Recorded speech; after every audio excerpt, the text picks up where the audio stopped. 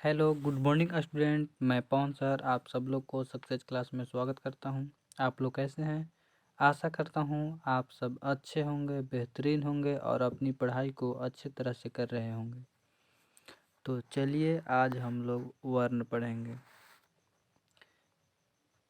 वर्ण उस मूलध्वनि को कहते हैं जिसका खंड या टुकड़े नहीं किया जा सकता है, जैसे अ, आ, ई, क, ख, च, छ, य, र, ल आदि। इसके बाद हम लोग वर्ण के भेद पढ़ेंगे। वर्ण के दो भेद हैं, पहला स्वर्ण वर्ण, दूसरा व्यंजन वर्ण। इसके बाद हम लोग स्वर्ण वर्ण पढ़ेंगे। जिस वर्ण का उच्चारण बिना किसी दूसरे वर्ण की सहायता से होता है और जो व्यंजन वर्ण की सहायता करता है उसे स्वर्ण वर्ण कहते हैं। जैसे अ, आ, ई, उ, री, ए, ऐ, ओ, आदि। स्वर्ण वर्ण की कुल संख्या 11 है। इसके बाद हम लोग स्वर्ण वर्ण के भेद पढ़ेंगे। स्वर्ण वर्ण के दो भेद हैं, पहला ह्रस्व स्वर, दूसरा दीर्घ स्वर। ह्रस्व स्वर को पढ़ेंगे।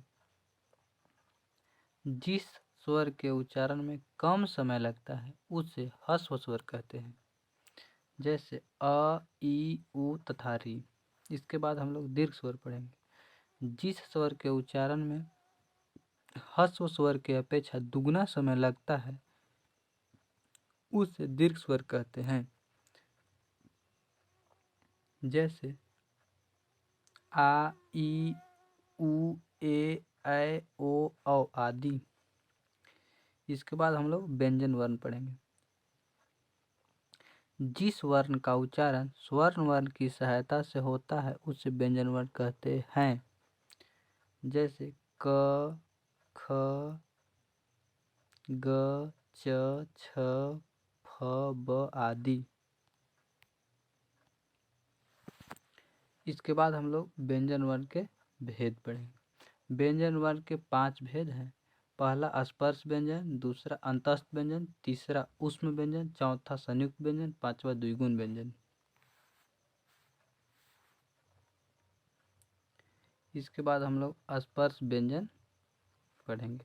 क, ख, ग, घ से म के उच्चारण में कंठ तालु के ऊपरी भाग, ओठ आदि का स्पर्श होता है, इसलिए इन्हें स्पर्श व्यंजन कहते हैं।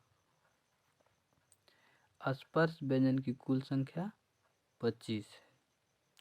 अंतस्थ व्यंजन के बारे में अब पढ़ेंगे।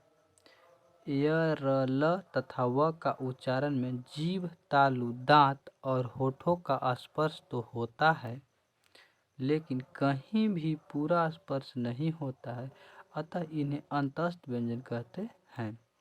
अंतस्थ व्यंजन की कुल संख्या 4 है। इसके बाद हम लोग ऊष्म व्यंजन पढ़ेंगे। तालव्य स, मुदंती स, दंती स और ह का उच्चारण रगड़ या घर्षण से उत्पन्न ऊष्म वायु से होता है, अतः इन्हें ऊष्म व्यंजन कहते हैं। ऊष्म व्यंजन की कुल संख्या 4 है। इसके बाद हम लोग संयुक्त व्यंजन पढ़ेंगे। छ, त्र, ज्ञान और स्र को संयुक्त व्यंजन कहते हैं, क्योंकि इनमें 2 व्यंजन जुड़े हुए हैं। क और स मिला के छ बनाते हैं, स और र मिला के स्र बनाते हैं। द्विगुण व्यंजन ड़ और ढ को द्विगुण व्यंजन कहते हैं। ए, ड और ढ के नीचे बिंदु देने से बनते हैं। इनका उपयोग प्रायः किसी शब्द के बीच या अंत में होता है, जैसे पढ़ना, मकड़ी इत्यादि। अगला क्लास में हम लोग वर्णमाला पढ़ेंगे।